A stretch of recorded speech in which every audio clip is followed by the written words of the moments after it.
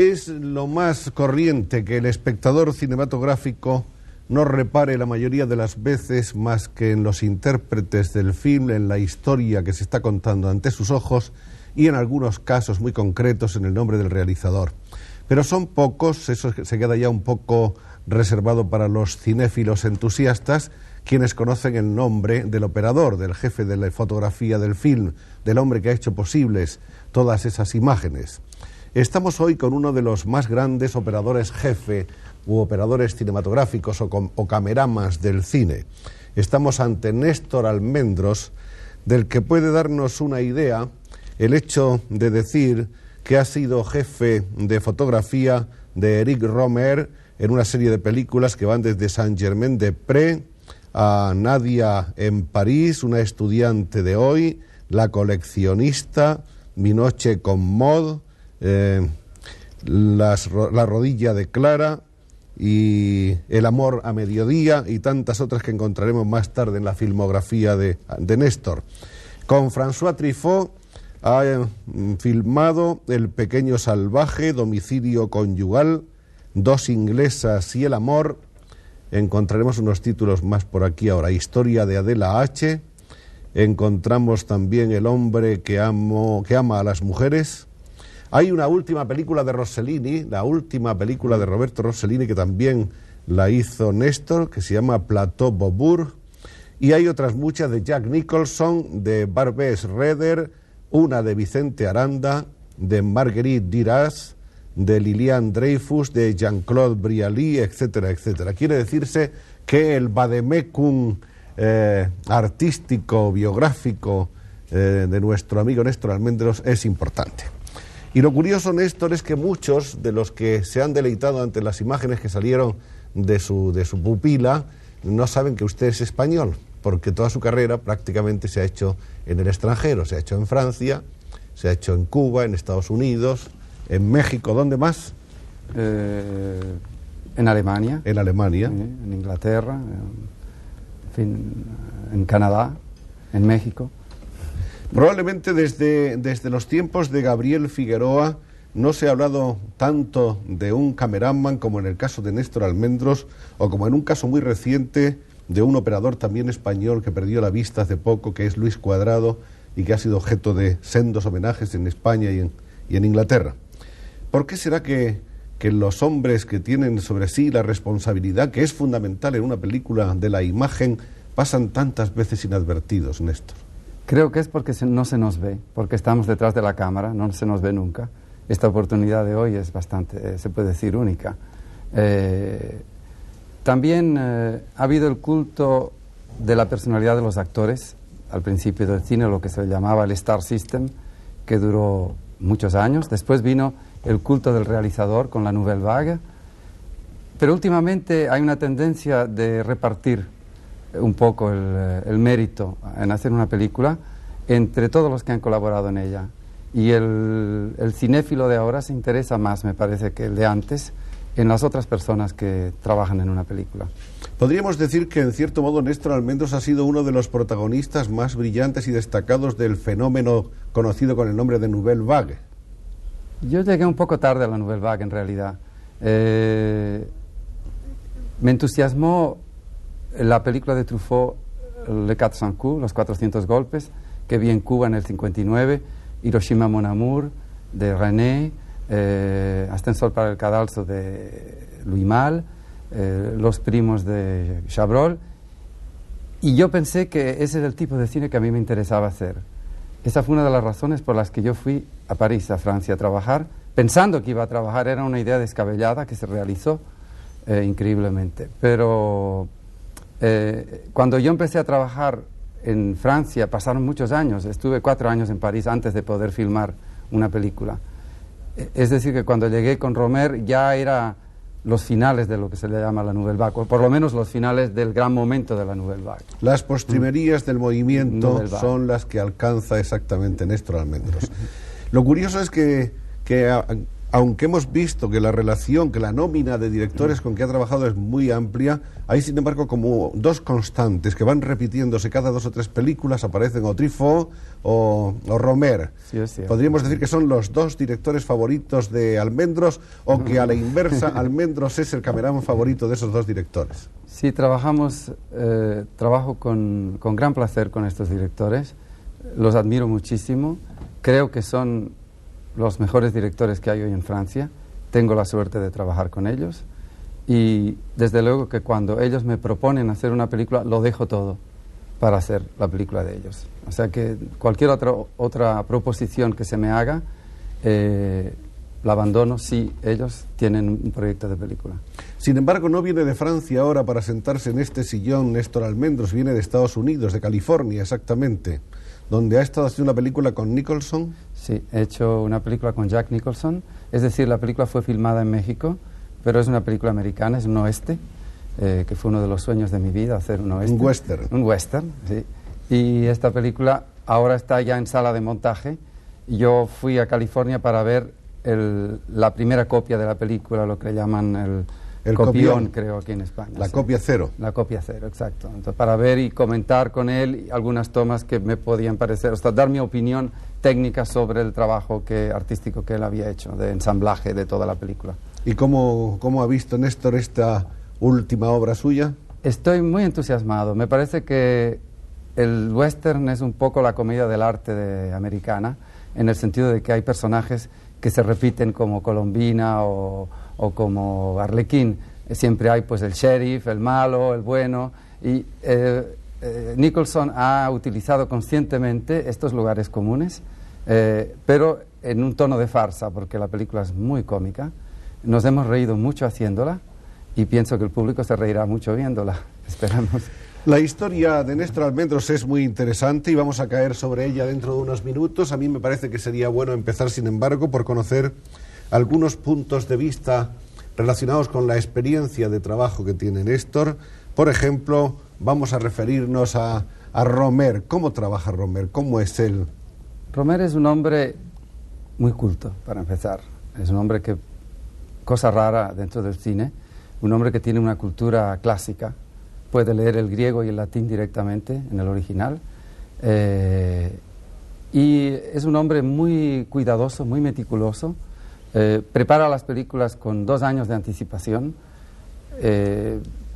no deja escapar ningún detalle. Ahora, en el momento en que se rueda, como todo ha sido muy bien preparado, se filma con una gran rapidez, sin ningún despilfarro, es decir, se toma lo necesario, lo esencial, y la prueba de eso es que las películas de él se montan en 8 días. Es decir, que una vez que ha terminado, igual que Buñuel, que es otro gran económico del cine, ¿no?, que el trabajo de montaje consiste en pegar trozos de película una detrás de otro y la película sale ya. Mientras que otros directores pues pueden pasarse años montando porque como filmaron a diestra y siniestra y de cualquier manera, entonces tienen que arreglar el potaje en la sala de montaje, ¿no? Entonces Romer es un hombre que trabaja, como para continuar el discurso, primero los actores ensayan antes de la filmación como si fuera una obra de teatro todas las escenas de la película, de forma que los actores cuando llegan al plató ya no tienen que estar luchando con el texto ya lo tienen sabido y entonces lo único es filmarlo de la forma más sencilla posible. Pero el texto que ha trabajado con sus actores previamente, Romer, ¿lo ha trabajado como si fuese una secuencia, es decir, como la historia completa, o por el sistema clásico del cine de esta escena hoy y esta otra mañana? Sí, hay pequeñas rupturas, es decir, vamos a la escena tal, después a la escena tal, sí. Pero cada escena se va haciendo se va estudiando se va estudiando, por lo menos en la Marquesa de O, se hizo así, como si fuera una obra de teatro. Ahora, hay que decir también, la Marquesa de O no, porque es una obra clásica y respetó el diálogo de von Kleist, pero en otras, en cambio, escribe los diálogos, tiene un sistema muy curioso. Primero, escribe el guión de la película.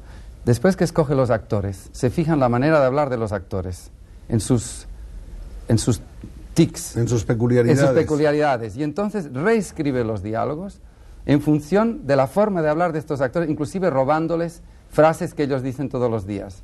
De manera que cuando los dicen, que cuando dicen su diálogo suena, claro, muy natural porque es la forma que tienen ellos de hablar. Esa es una de las técnicas de Romer, ¿no? Lo más sorprendente de todo cuanto nos dice Almendros con respecto a Romer es eso de que tiene prácticamente la película en la cabeza, de que no hay un plano que se desperdicie, de que el montaje casi sale hecho ya del propio plató. Eso es realmente asombroso y poco frecuente, ¿no? Fíjese usted que La Colecciones, que fue nuestra primera película, se gastaron 5.000 metros de película, nada más. En el laboratorio creían que era un cortometraje, porque no podían pensarse que se podía, con tan poco material, hacer una película. Porque se hizo una toma por plano. Generalmente se hacen un mínimo de 2. Él, una, nada más. Ahora, lo habíamos ensayado mucho y cuando llegaba el momento no podía fallar, ¿verdad? Por cierto, vamos a entonces aprovechar para poner aquí unas fotos que son de ese primer largometraje de Néstor Almendros, La Coleccionista, sería la traducción al castellano. Aquí tenemos 2 fotogramas. Y la primera experiencia como operador jefe de una película de largometraje, después de esos ensayos previos de documentales, ¿qué tal resultó para Néstor? Fue muy estimulante, muy excitante, pero estaba en un estado de tensión muy grande. Sabía que me jugaba mi carrera, sabía que era mi tarjeta de visita, ¿no? Dentro del cine francés, y eso me produjo una gran inquietud. Acabé la película agotado. Esa película sirvió para dejarme listo para el año. En cambio ahora he hecho este año 5 y estoy tan tranquilo. Es decir, que es lo que se dice el oficio, ¿no? Tengo más seguridad en lo que estoy haciendo. Esa minuciosidad de Romer que se traslucía en todos los detalles, en el estudio de los personajes, de los actores, de los decorados, incluso en el planteamiento de los tiros de cámara, etcétera. ¿Cómo se reflejaba en su trato, en esa simbiosis que debe haber realizador-operador? Tenemos muchas cosas en común. Creo que la simbiosis, si funciona entre nosotros dos, eso en realidad no lo digo yo, me lo han dicho, y creo que acepto ese análisis. Romer es más cerebral, es más intelectual, y yo soy quizás más físico, más sensual. Es decir, que nos compensamos un poco. Yo tengo la parte visual, ¿no? Que es una parte física. Él se preocupa más por el contenido de las escenas. Y entonces la mezcla de las dos creo que da buenos resultados, ¿no? ¿Se puede concebir un operador que no sea sensual? Sí, me parece difícil, efectivamente, porque es el arte de la imagen, pues es el arte de lo tangible, de lo que se ve. Hay que ser un poco voyeur, ¿no? Con un poco... amar los objetos, las cosas, las personas, los rostros. ¿Cómo cree Néstor Almendros que debe de ser la imagen de una película, la imagen del cine para las mayorías? Claro que varía de película en película, ¿no? Y de tema según los temas, pero en términos generales yo estoy por la simplicidad, por la gran sencillez. Últimamente, lo estaba comentando hace poco con el director de fotografía de este programa, estoy por la iluminación a base de luz única. Como ocurre en la realidad, generalmente la luz viene de un solo lugar. En los estudios antiguamente se multiplicaban las luces, había una luz que venía de aquí, otra de allá, con el resultado de que había sombras múltiples. En cambio, la luz de ventana, que es la luz de Vermeer, es una luz que viene de un solo lugar y después el rebote, ¿no? Lo que viene de rebote. Pero ese es el tipo de luz que me interesa ahora, porque creo que el cine tiene una vocación realista sobre todo, y con la llegada del color todavía más. Me parece que el cine en color exige no se puede engañar a la gente. El tipo de iluminación de otra época, de los años 40, sobre dramática, todo, efectista, con muchas lucecitas aquí, lucecitas allá, que en blanco y negro podía aceptarse, en color resulta artificiosa, resulta falsa. El público además ha aprendido, saben que está hecha en un estudio y que le están engañando, ¿no? De cualquier manera, no cabe duda de que en general eso es lo deseable, pero que hay casos en los que no hay más remedio en que someter, porque la acción así lo exige, ese tipo de predilecciones a unas luces concretas. Bueno, hay un caso particular, es cuando los actores son mayores de lo que debían ser en la película, ¿no? O sea, el caso clásico de la gran actriz que ha envejecido, pero que sigue haciendo papeles que de sigue joven. siendo la dama, sí. Entonces, claro, hay que hacer una luz un poco más... Más suave. De todas formas, yo utilizo luz suave, pero con más trucos, ¿no? Quitando aquí, quitando allá, haciendo una sombra en el doble mentón, ¿no? Pero yo he tenido la suerte de trabajar con algunas de las actrices más bellas del mundo, o sea que no he tenido problema hasta ahora, por suerte. He trabajado con Isabelle Adjani, que es una mujer bellísima, ¿no? He trabajado con Aide Politov, he trabajado con Françoise Fabian, que es también un rostro increíble, ¿no? Y por esto hasta ahora no he tenido esa necesidad. La luz es tan importante y es tan fundamental que puede realmente convertir a un joven en anciano y a un anciano no en un joven, pero por lo menos en una persona más joven. Tanto como eso no diría, pero en fin, se puede ayudar un poco, sí. Se puede ayudar bastante, pero a eso no podemos llegar todavía. ¿Las predilecciones de Néstor están por el cine en interiores o por el cine al aire libre? No tengo predilección. Claro que en interiores es donde más se puede lucir un cameraman, porque la iluminación es sobre todo en interiores. Pero eso de lucirse o no lucirse no tiene importancia, lo que cuenta es el resultado, ¿no? Y en exteriores, últimamente, sobre todo en estas películas americanas que he hecho, Este Oeste, y la otra de Terrence Malick, que también es una especie de oeste, no se puede decir exactamente que sea un oeste, pero casi, hemos trabajado gracias a las nuevas emulsiones de película ultrasensibles que hay, a los nuevos lentes también que tienen una gran sensibilidad, que pueden captar poca luz, hemos trabajado a horas muy tardías, en horas de crepúsculo, de forma que esta última película de Terrence Malick es como un eterno crepúsculo toda la película. Y claro, eso hay un momento en que ya la luz ya no marca dentro del negativo, entonces tiene sus peligros, y esos peligros son como siempre excitantes, ¿no? Saber si saldrá o no saldrá.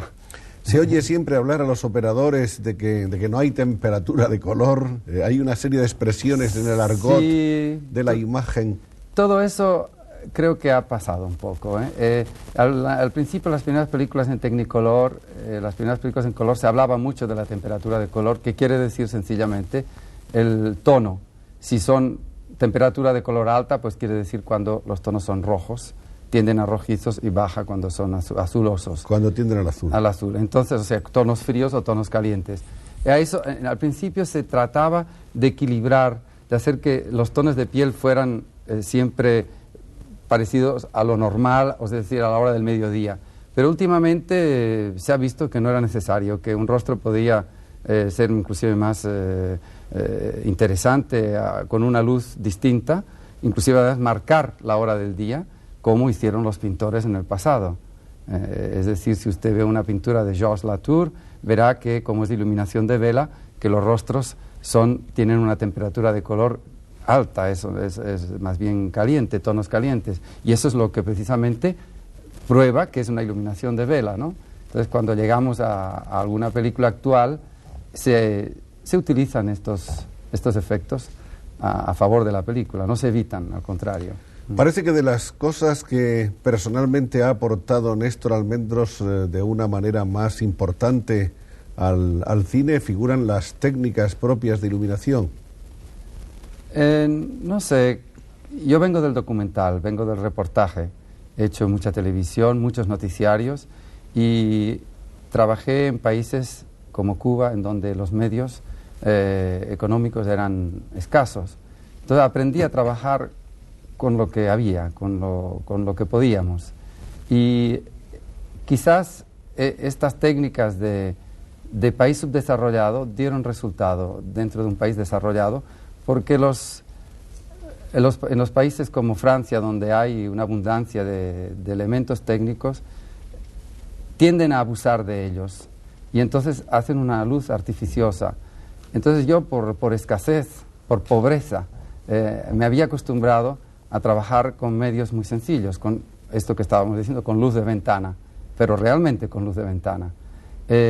Entonces eso seguramente debió llamar la atención, porque no se parecía a lo que hacían los otros.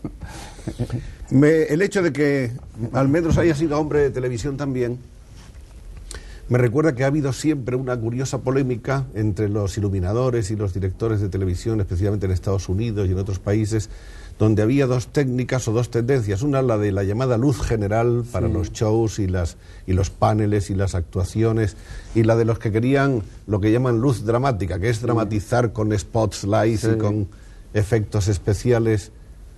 ¿Qué opinión tiene? Creo que todo eso también resulta ya un poco viejo, no es cierto, me parece que...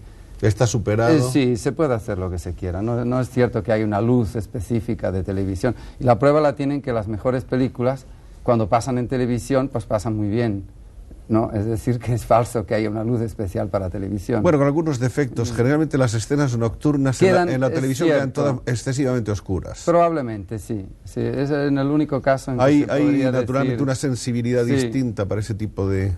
Pero aún luces. así, también depende de cómo se ajusta el televisor y creo que en eso se ha hecho progresos. Es decir, que antiguamente, por lo menos en Francia, no sé aquí, pero veo que en las escenas nocturnas aparecen mejor ahora. Debe ser que tienen sistemas de corregir este defecto. Hemos hablado de Romer y sin embargo todavía no hemos dicho ni una palabra de cómo es Truffaut, cómo se trabaja con él. Truffaut es un hombre muy agradable. Todo el mundo que lo conoce sabe que es uno de los directores de cine más humanos que hay en el mundo. Trabajar con él es una fiesta. Todo el mundo que ha trabajado con él procuran estar libres en el momento en que él filma una película, porque el ambiente que se respira en una película de Truffaut es un ambiente casi de vacaciones, ¿no? Y a pesar de todo se trabaja y mucho, pero se trabaja en un ambiente de armonía, de cooperación. Es un hombre además que tiene decididamente un estilo muy personal. Sus películas pueden gustar o no, pero siempre tienen una firma, como un cuadro de Picasso, ¿no? Tienen un estilo que es... Y seguir este estilo a mí me da mucho gusto, ¿no? Poder contribuir a esta forma de filmar de él, ¿no? Ese discurso, esa cámara que se mueve, que es casi como una estilográfica que va escribiendo, ¿no? La famosa cámara estilo de Astruc. No sé qué podría decir más sobre él. Bueno, aparte de que, por supuesto, es un revolucionario del cine, que ha marcado una época. Se le debe muchísimo, efectivamente. Entre él y sus colegas de la Nouvelle Vague han creado una manera distinta de entender el cine. Que empezó antes de hacer cine, porque, como usted sabe, fue un gran crítico de cine, que él fue el primero en señalar la superioridad del cine americano, que en aquella época la inteligencia no aprobaba. Él fue también el chef de file del grupo que demolió el viejo cine francés intelectual, Carnet, Duvivier, etc. Es decir, que su campaña empezó antes, pero después esta campaña además la ilustró con su obra, ¿no?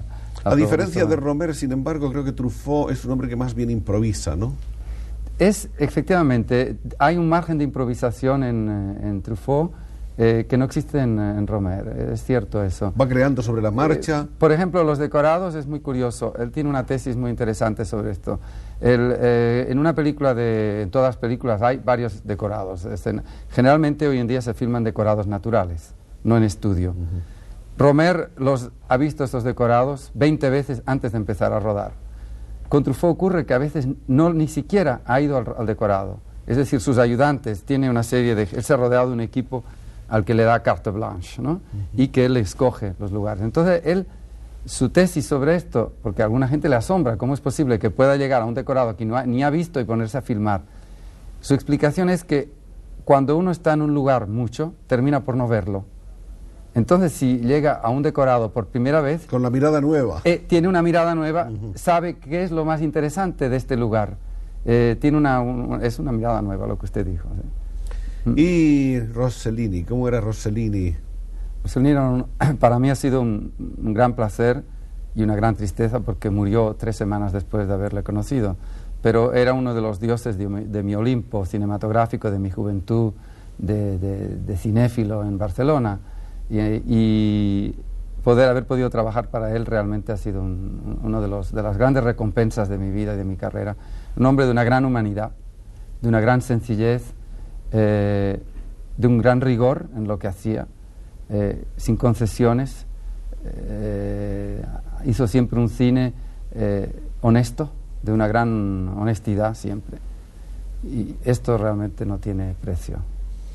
Estuvo sentado ahí y todos nuestros espectadores se acuerdan de una lección que nos dio de humanidad, sobre todo, porque ha sido un hombre que se ha preocupado mucho de los hombres y de hacerse entender de todos los hombres. Efectivamente, sí. ¿Y cómo era él dirigiendo, en fin, en esa colaboración con usted? Pues hubo un entendimiento perfecto. Yo tenía mucho miedo, efectivamente, de trabajar con él, porque por la admiración que le tenía, y cuando él me pidió, además, trabajar en la película, casi me parecía una equivocación, porque es un hombre de otra época, pero estaba al tanto de lo que se hacía y había visto algunas de las películas que yo había hecho con Romer, y fue un diálogo primero sobre todo lo que se tenía que hacer, y después pues escuchaba mucho. Eso es lo curioso, ¿no? Y lo he podido observar con casi todos los grandes directores que escuchan a sus colaboradores, tienen en cuenta lo que se les dice. Un director mediocre generalmente quiere demostrar que es genial, no preguntando nada y dando órdenes constantemente sin escuchar a sus colaboradores. Y él, en cambio, escuchaba a todo el mundo, siempre, desde luego, manteniendo su línea de él, pero podía aceptar una sugerencia, un consejo, y eso realmente era maravilloso, poder ver que un hombre de su categoría podía escuchar algo o aceptar una proposición, pues era realmente muy, muy, muy interesante. ¿Y Jack Nicholson?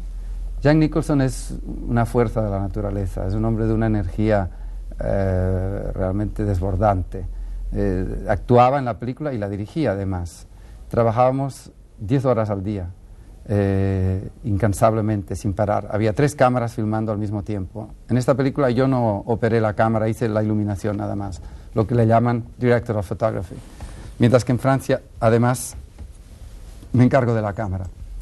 Pero este hombre que tenía que cabalgar, que tirarse de un caballo, caerse en un río, todavía después por la noche pues era capaz de dar una fiesta y recibir gente, y hasta las 3 de la mañana para levantarse a las 7 al día siguiente y otra vez cabalgar. Una cosa increíble, ¿no? Es de una fuerza que asombra, ¿no? Parece que la vida del cine exige realmente una gran resistencia física. Sí, Blasetti, yo estudié cine en Italia, creo que se lo dije, en el Centro Sperimentale, y el primer día de clase que tuvimos, me acuerdo que vino el viejo Alessandro Blasetti, el director de la Corona de Hierro. Y de Cuatro pasos por las nubes. Y Cuatro pasos por las nubes, y nos dijo, la primera cualidad que tiene que tener un cineasta no es el talento, ni el gusto, ni la cultura, es la salud.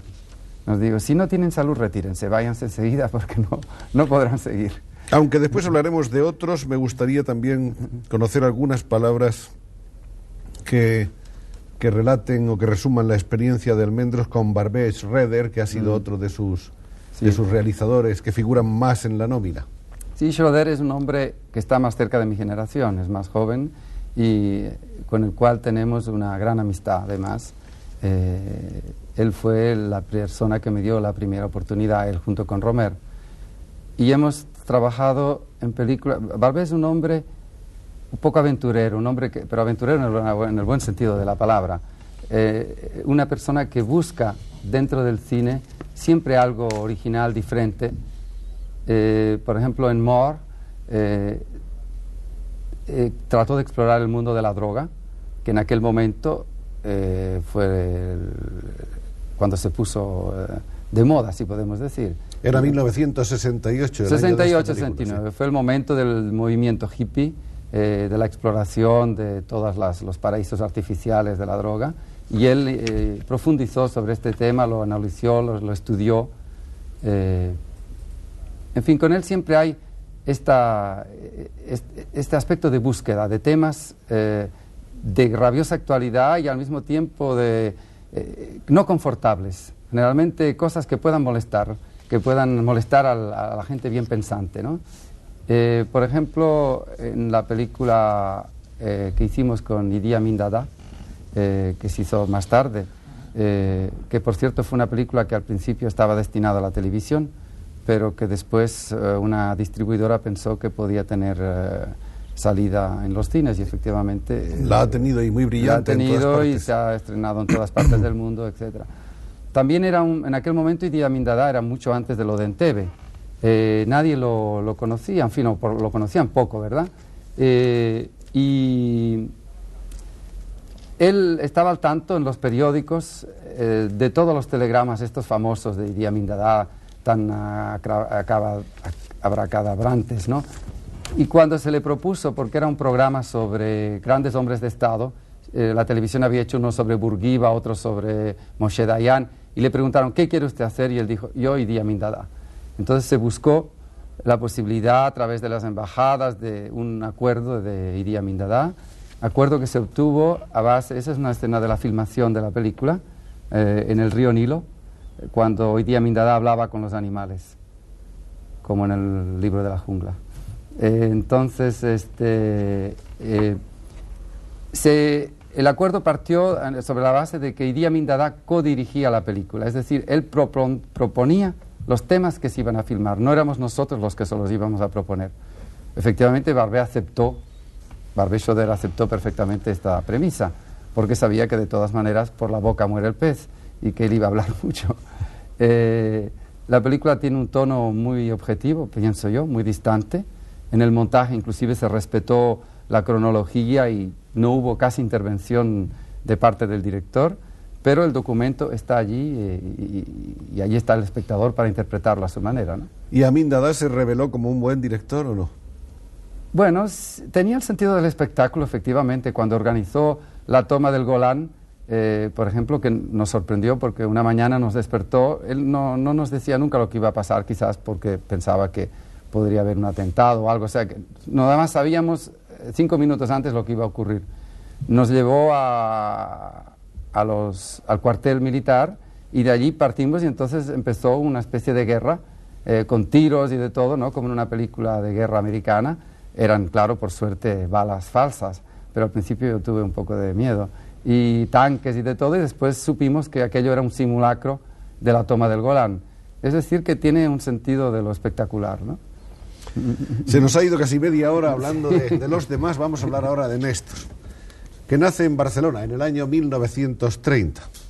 Vamos a hablar un poco de la familia, los padres. Tu padre era profesor, creo, ¿no? Sí, mi padre era un pedagogo que había introducido en España las técnicas revolucionarias pedagógicas del método Freinet, que era un maestro francés muy avanzado. Mi madre también maestra. Cuando vino la guerra civil, mi padre era inspector de escuelas en Barcelona, la provincia de Barcelona, y cuando terminó se fue, exilado a Cuba. Escogió Cuba como país, porque tenía de amigo a Alejandro Casona, que lo ayudó a obtener el visado para entrar en Cuba, que en aquel momento Casona se encontraba con una troupe teatral en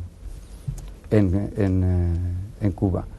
Entonces nos quedamos en Barcelona con mi madre, mis 2 hermanos y yo, esperando que nos pudiéramos reunir. Mi padre en un cierto momento pensó que Cuba era un país que le había resultado favorable.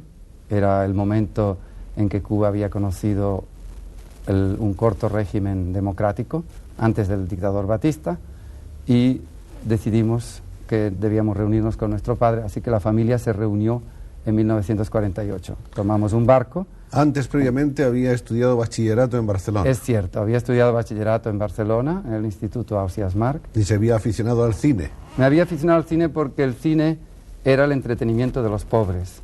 Y claro, con un padre exilado en Cuba, una madre con 3 hijos, mi infancia fue una infancia más bien pobre.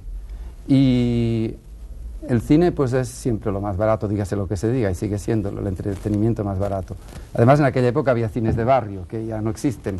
Y mi abuelo y mi tío, toda mi familia era cinéfila. Era la droga familiar el cine. Ahí escapábamos de nuestra vida tan poco interesante que teníamos. Entonces el cine era naturalmente el cine de escape. Por eso la gente que critica en el cine escapista, yo pienso, menos mal que existió, porque no sé cómo habríamos sobrevivido, ¿no?, en aquel momento. Y claro, esta afición del cine de adolescente vino acompañada por lecturas de críticas de cine, y aquí yo quiero hacer un homenaje a una persona a la que debo mucho, que es Ángel Zúñiga, escribía críticas de cine en una revista que se llamaba Destino. Que se sigue llamando Que sigue llamando Destino. Y que publicó una historia del cine. Y que publicó una historia del cine excelente, sí, que hoy en día todavía tiene valor. Se anticipó al grupo de Cahiers du Cinéma en 20 años, porque él defendió a Howard Hawks y a John Ford y al cine americano mucho antes que toda esa gente. Nunca se dejó engañar, entonces por modas intelectuales. Fue un hombre siempre muy independiente, y este amor que tenía Zúñiga por el cine, esas críticas yo las leía. Además se creó un cineclub en Barcelona en donde se daba cine mudo, que ya en aquella época era cine muy antiguo.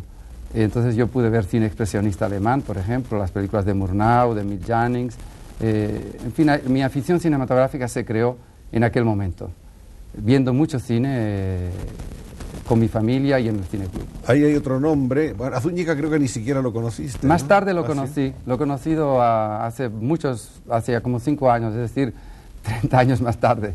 Por fin lo pude Pero en conocer. esa época también era un crítico muy inquieto y sobre todo muy aficionado a la cosa del cine mudo y de los pioneros del cine español, que era Juan Francisco de Lasa. Efectivamente, también que protagonizó estaban aventuras de cineclub en aquel Efectivamente, tiempo. tenía un cineclub, la revista Cinema, y en aquel momento yo tenía 16, 15, 14, 15, 16 años, pues yo me tragaba todas las películas, todas las revistas de cine, coleccionaba, hacía fichas, en fin, mi sueño era poder hacer cine. El viaje a Cuba se produce en un barco alrededor de esa edad, más o menos, 15 Sí. o 16 años. 17 años, sí. 17. Sí, en un barco de migrantes, como en aquella película de Kazán, América, con camillas unas sobre las otras, ¿no? Con Literas. literas, sí, con en fin, el ambiente del emigrante, ¿no? Llegar a Cuba, encontrarse con un padre que no había visto desde hacía 10 años y que no conocía. Y encontrarme con una isla que, con esa mentalidad colonial que tenemos los españoles, yo pensaba que era un país un poco salvaje. Y mi sorpresa fue muy grande, porque no era cierto en absoluto. Cuba era un país en donde había conciertos de música, donde había una proyección cinematográfica muy superior a la de España, en donde no había doblaje, versiones originales. Además se exhibía mucho cine francés, mucho más que en España, cine italiano, en fin, se podía ver todo, y lo único que no existía en cambio era un cineclub. Y entonces con un grupo de jóvenes cubanos fundé el primer cineclub de España. De Cuba. De Cuba, perdón. Sí. Entre esos jóvenes aficionados figuraban algunos nombres muy conocidos ya, Sí. uno de los cuales también estuvo aquí en este programa, Guillermo Cabrera Efectivamente, Infante, Cabrera Infante. que fue sí. compañero de Néstor en los Exacto. tiempos del Cineclub Sí, sí. de La Habana. Éramos del grupo directivo de esta revista, Germán Puig, que fue el verdadero iniciador del movimiento, también Gutiérrez Alea, que ahora es director de cine en Cuba.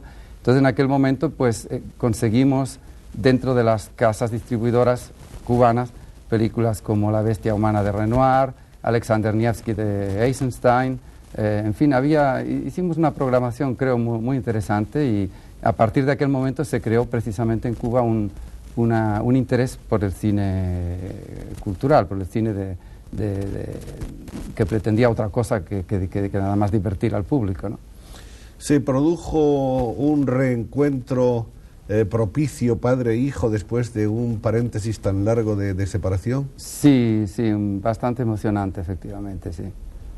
Sí, yo no lo conocía y solamente por fotografías.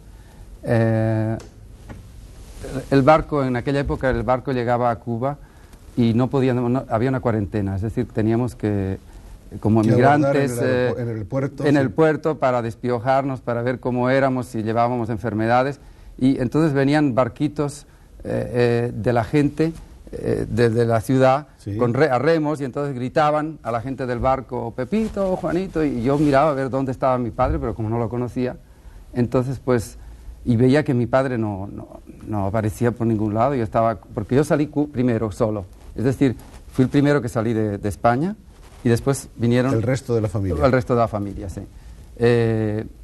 Porque mi padre no tuvo dinero para pagar 4 viajes de un solo golpe.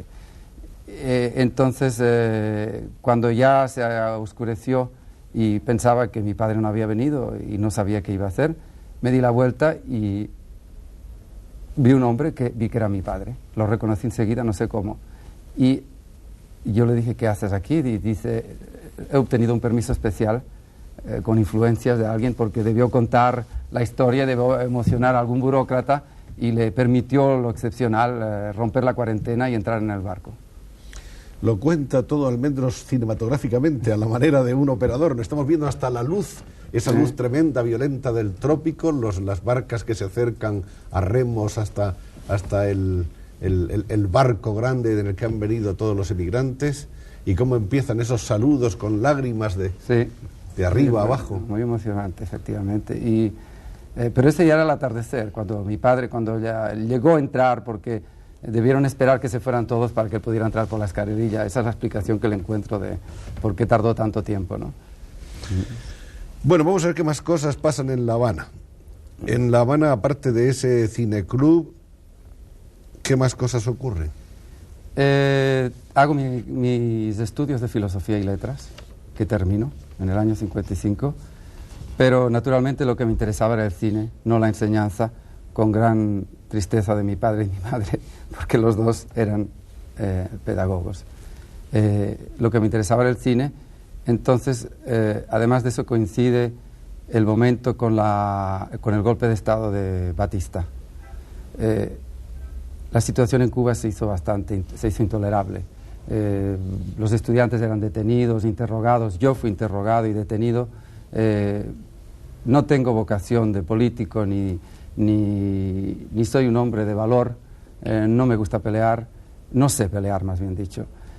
Preferí irme, me exilé. Entonces me fui a Estados Unidos y aproveché este exilio para estudiar cine en Nueva York. En Nueva York, además, para poder estudiar cine, estudiaba cine por la noche en el City College. Por el día tomaba trabajos de tipo muy bajo, por ejemplo, lavaplatos, cargaba paquetes en una tienda como los almacenes Macy's. Sí, Macy's, fue Macy's, sí, exactamente. Macy's, ¿no? Macy's, sí. Entonces, después me fui a Hollywood, conseguí ahorrar un poco, me fui a Hollywood esperando tontamente poder lograr algo. No logré absolutamente nada. Volví a trabajar en otro Macy's, en Orbax, y no pude ver, me tuve que ir con el rabo entre las piernas y regresé a Cuba muy rápidamente para volverme a ir otra vez porque vi que la situación cada día estaba peor. Y entonces me fui a estudiar cine a Italia. Y estudié en el Centro Experimentale durante un año. Es la época de Blasetti, etcétera, exacto, ¿no? Cuando Blasetti nos dijo que había que tener mucha salud para no... Y en Italia no solamente tomó contacto con el cine europeo, sino que además advirtió ya la existencia de esas nuevas tendencias, de esas nuevas Bueno, en corrientes. aquel momento era el neorrealismo, que es lo que nos interesaba más en Cuba, porque claro que queríamos hacer cine. El cine club no era lo único que no nos satisfacía. Y el neorrealismo parecía un modelo posible para nosotros, porque el cine americano estaba fuera del alcance, es decir, los medios del gran cine americano de la época. En cambio, el neorrealismo, Rossellini, Ciudad Abierta, Paisa, Viaja a Italia, nos parecía posible hacer cosas de ese tipo, ¿no? Entonces el neorrealismo, por eso es que fui a Italia a estudiar cine y no a Francia. Pero en realidad el neorrealismo estaba ya a sus fines, estaba a sus estertores. Ya Fellini empezaba a renovar el cine italiano y el neorrealismo empezaba a recular. No creo que fue una buena escuela para mí ni para nadie. Además, yo estoy en contra de las escuelas de cine, de todas maneras. Fue un año perdido prácticamente en lo que se refiere a mi trabajo de cine. En cambio, aprendí italiano, vi museos, en fin. París. París fue nada más un corto pasaje, porque después conseguí un trabajo de profesor de español, por fin.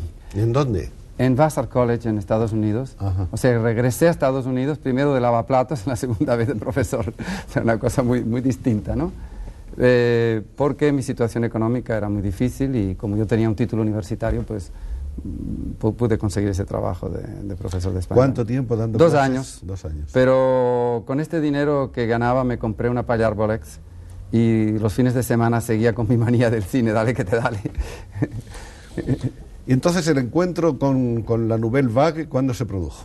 El encuentro de Nahuel Bach se produce en Cuba porque al caer la dictadura de Batista y con el triunfo de la revolución en Cuba, yo decidí regresar a Cuba. Entonces, en aquel momento, yo empecé a trabajar dentro del nuevo cine cubano nacionalizado, presentando las películas que yo había hecho en Nueva York con esa Payar Bolex, ese tipo de cine experimental, underground, que yo había hecho en Nueva York.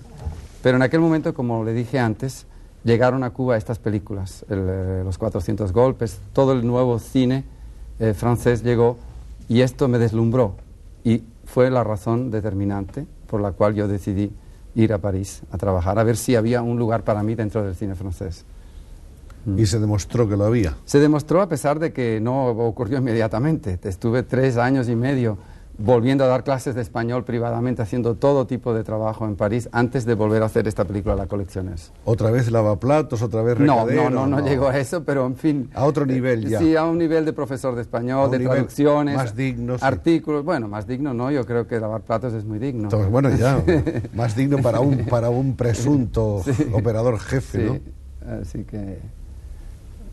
En líneas generales, es un poco en zigzag, mi carrera es bastante difícil, me parece que el público estará confundido. No, pero a partir de ese momento ya se puede decir que la carrera no se detiene, por lo menos aquí vemos en la cronología cómo esos primeros cortometrajes entre los cuales se cuentan Gente en la playa y Escuela Rural, que no sé si son de Cuba o de Estados Unidos, son cubanos. Estas las hice en Cuba, sí. Y luego ya como director de fotografía en el 64, Saint-Germain-des-Prés. Estos son cortos todavía, sí. Y Película. Place de l'Étoile. Sí, son cortometrajes, sí. Luego está Nadia en París, de Romer. En el 66, Una estudiante de hoy, un cortometraje también de Romer. En el 67, La coleccionista, que hemos visto unas fotos antes. El mismo año hay una película con Daniel Haller. Sí, que en realidad Daniel Haller filmó la película, pero es una producción de Roger Corman, que es un productor americano muy pintoresco, que ha sido el iniciador de casi todos los nuevos talentos del cine americano.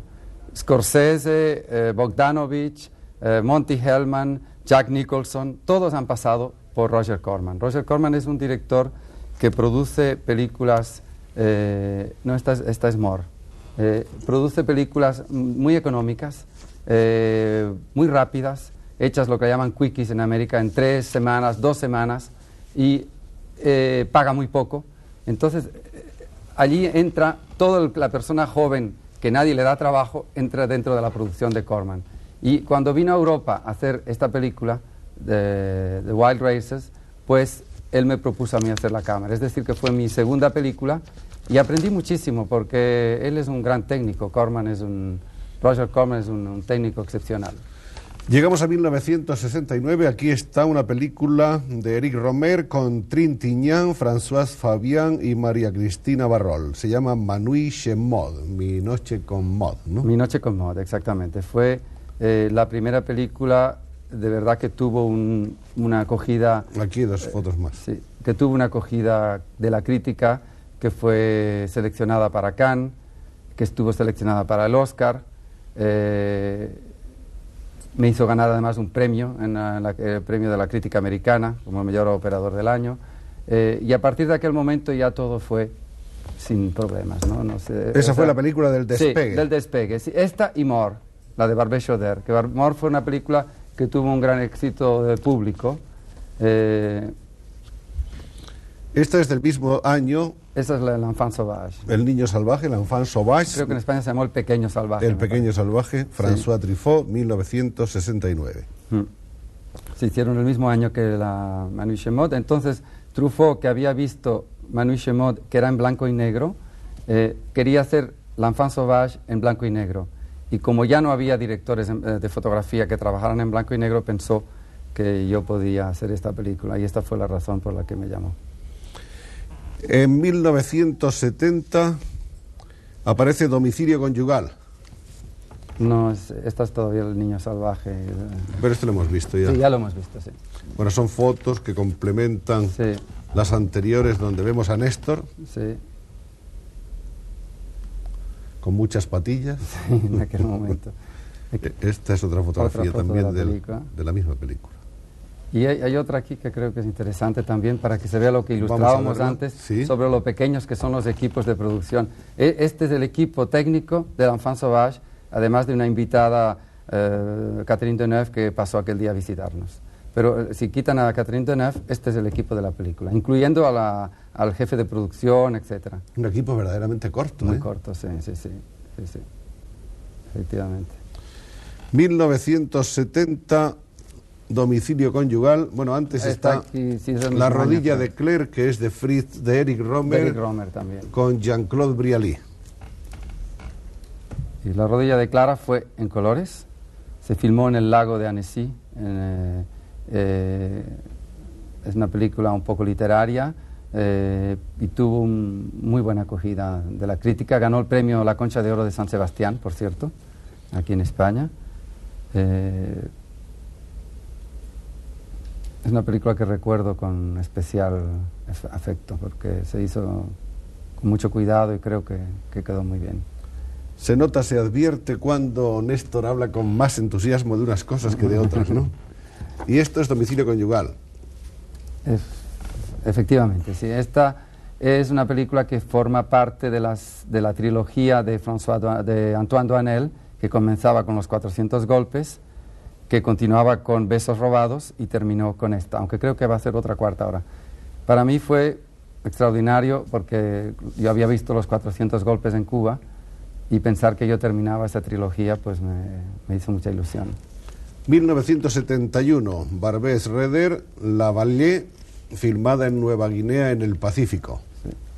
Esta fue una gran aventura en nuestro trabajo, porque vivimos prácticamente con el hombre del Neolítico superior. Es una de las tribus más atrasadas del mundo, y vivimos 3 meses y medio en cabañas de bambú. Fue un rodaje realmente inolvidable. El cine proporciona al que lo hace aventuras que otras personas creo que no pueden tener, porque un turista puede ir allí y fotografiar a esta gente, pero convivir con ellos creo que difícilmente otro oficio que el nuestro podría proporcionar esta aventura. ¿Y qué tal se siente uno trasladado al Neolítico? Pues muy bien, maravillosamente bien. Son seres humanos como nosotros, exactamente, y con las mismas pasiones, los mismos defectos y las mismas cualidades. Estas son fotos de rodaje de esta misma película. Sí, efectivamente, tenías que atravesar ríos y fue una película difícil, había la malaria, por lo tanto había que tomar pastillas de todo tipo, en fin, fue difícil pero no desagradable. Ese es el equipo de rodaje también, que fue minúsculo, como se puede ver, un equipo muy pequeño. Y aquí veo que hay hasta pequeños blancos que están aprendiendo. Sí, es que es un personaje de la película, el niño que se hace amigo de los otros y entonces se convierte él también en otro salvaje. ¿Sí? En lugar de ser nosotros los que le enseñábamos, eran ellos los que nos enseñaban. Estas son las películas del año 70, en el 71, y puede verse que por lo tanto no hay casi compás de espera. Dos inglesas y el amor, de Truffaut.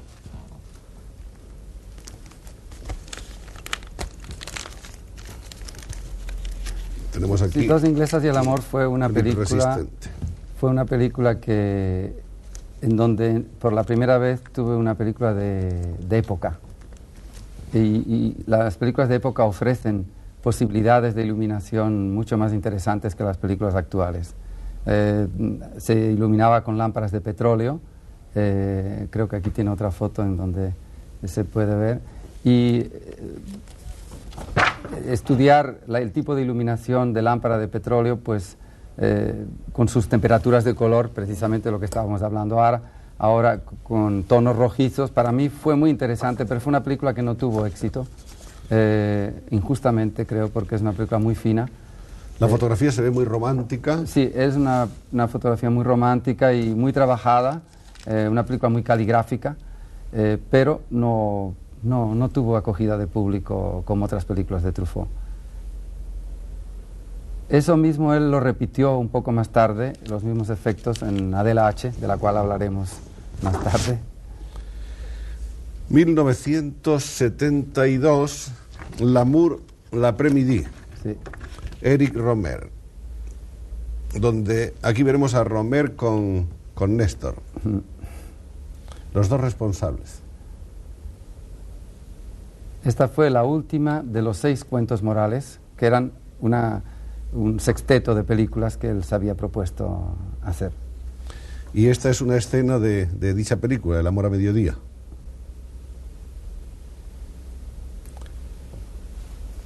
Con esta termina O El Romer. amor de la siesta, vamos. El ¿no? amor a la hora de la siesta. Creo que la tradujeron en Argentina con este título. No sé aquí en España cómo se llamó. L'amour l'après-midi. Seguimos adelante. Hay una película en este año de Henri Graziani, que no sé si tenemos no hay fotografía, fotos se aquí, llama ¿no? Poil de Carot. Poil de Carot, basada en la novela, película poco importante, no tuvo mucha acogida, poco importante para mí. En ese mismo año, L'Oiseau Rare. L'Oiseau Rare de Brialit. Tampoco hay fotos aquí. Tampoco es una película de la cual me parece que valga la pena hablar mucho. Hay esta película de la que sí vale la pena de hablar, que es Gentleman's Tramp. Gentleman Tramp, sí, The Gentleman Tramp. De Bogdanovich y Patterson. Sí. Que está filmada en la casa de Charlie Chaplin. Sí. Fue la última vez que Charlie Chaplin permitió que se le filmara. Entonces se iba a hacer una película, un documental sobre su vida. Se nos permitió que visitáramos su casa, que lo entrevistáramos, y se hizo una biografía de él contada con entrevistas. Estaba su mujer Una O'Neill, es decir, la madre de Geraldine Chaplin también. Fue para mí también otra de las grandes recompensas de mi carrera, como la de Rossellini, haber conocido a Charles Chaplin, haberlo podido ver. En 1973 también una película con Lillian Dreyfus. Efectivamente. Femmes au Soleil. Femmes au Soleil. Fue para mí muy interesante porque fue la primera vez que trabajé en una película con una mujer de directora, cosa que ocurría muy raramente, pero que por suerte últimamente ya se ha roto el hielo y hay muchas mujeres que se han decidido a trabajar, o que se les ha permitido trabajar, porque me imagino que ya estaban decididas, pero los prejuicios eran tales que no se lo permitían. Y Lilian es una mujer de mucha sensibilidad, que ha aportado al cine esta sensibilidad femenina. ¿Y trabajó Néstor con otras mujeres como directoras además? Sí, con Marguerite Duras más tarde. Duras. Sí, pero bastante más tarde, sí. Marguerite, que antes de ser una gran figura del cine, lo era ya de las letras. La literatura, efectivamente. Estas fotografías corresponden a La historia de Adela H., de Truffaut, año 1975. En esta película, Truffaut volvió a hacer lo que había hecho en Dos inglesas y el amor, pero esta vez, en cambio, sí lo logró, porque la película fue un éxito mundial y fue muy celebrada. El mismo tipo de ambiente, la misma como aquí época. Podemos ver en esta foto, sí. Y tuve además la oportunidad de trabajar con una actriz excepcional, Isabella Gianni, un rostro excepcional también, una mujer de la cual creo que se va a hablar todavía 50 años en el cine, porque su carrera no se acaba aquí. Una de las películas que aquí se conocen más de Romer y de Almendros es esta precisamente, La Marquise d'O. La Marquesa de O, que se hizo en Alemania, basada en la novela de von Kleist. Aquí utilizamos mucho la luz de ventana, es decir, la luz al estilo de Vermeer. La luz natural, en un castillo alemán, precisamente se filmó esta película en decorados naturales. Con ropas naturales se utilizaron telas de la época. Esta es luz de ventana, por ejemplo, aquí se puede ver la luz que llega a los actores viene efectivamente de la ventana. Ha sido uno de los grandes éxitos del cine de Romer, ¿eh? Es una película, un éxito cualitativo, no es un éxito de público enorme, aunque, en fin, también honorable, pero no... Las películas de Romer tienen un público seguro, pero nunca enorme. Aquí está, por ejemplo, uno de los procedimientos míos de iluminación. No me gusta iluminar, generalmente hago lo menos posible, no solamente por pereza. Entonces, aquí iluminamos con un pedazo de plástico blanco, nada más. En exteriores generalmente no ilumino. Dejo las cosas como son, con un pequeño toque nada más para aumentar Aquí hay fotos del equipo. Sí, del equipo de la película también, que como se ve es bastante reducido, sí. Qué cambio con lo que he hecho últimamente ahora en Hollywood. Que sería tremendo, ¿no? Tremendo, sí, sí. Esta es muy bonita foto. Esta es una foto del equipo, todo el mundo muerto de risa, ¿no? Porque las películas, tanto con Rohmer como con Truffaut, son películas que se filman con gran alegría. Vamos a ver qué nos falta. Bueno, por ahí estaban, que las hemos saltado, la de Idi Amin Dada, de la que cual ya hablamos se habló anteriormente. Maneras, sí. Está esta, 1976, Marguerite Duras. Está ella justamente ahí, ¿no? A la izquierda, sí. Eso es. Días enteros en las ramas, que es una novela de la cual hizo una adaptación teatral y de la cual hizo una película. Es una película que se hizo para la televisión. Jean-Pierre Aumont es el actor y Madeleine Renaud. Es un tema muy bello. La película tiene, desde luego, es una película poco comercial, no ha tenido una salida muy grande. Y hay la única película que ha hecho Néstor Almendros con un realizador español es esta, hecha con Aranda, con Vicente Aranda. Cambio de sexo. Cambio de sexo. Vicente Aranda es un hombre que conozco desde hace muchos años y al que admiro. Creo que es un realizador español de gran calidad, un hombre culto, fino, muy artista y un tema además muy atrevido. Creo que lo trató, podía haberlo tratado con vulgaridad y lo trató con una gran finura. Fue para mí realmente además muy interesante poder trabajar en mi propia ciudad natal, en Barcelona. Inclusive hubo escenas que se hicieron en mi propia calle, en la esquina de mi calle. Esos son los travestis de Barcelona, del barrio chino. ¿Cuál era la calle? Calle Casanova. Ah, en la calle Casanova. En la calle Casanova, sí. Esquina Sepúlveda. Habrá muchas ocasiones más en lo futuro para hablar de un hombre que en plena juventud ha conseguido ya alcanzar uno de los más altos lugares del ranking entre los operadores del cine de esta época. Muchas gracias, Néstor, y hasta siempre. Muchas gracias.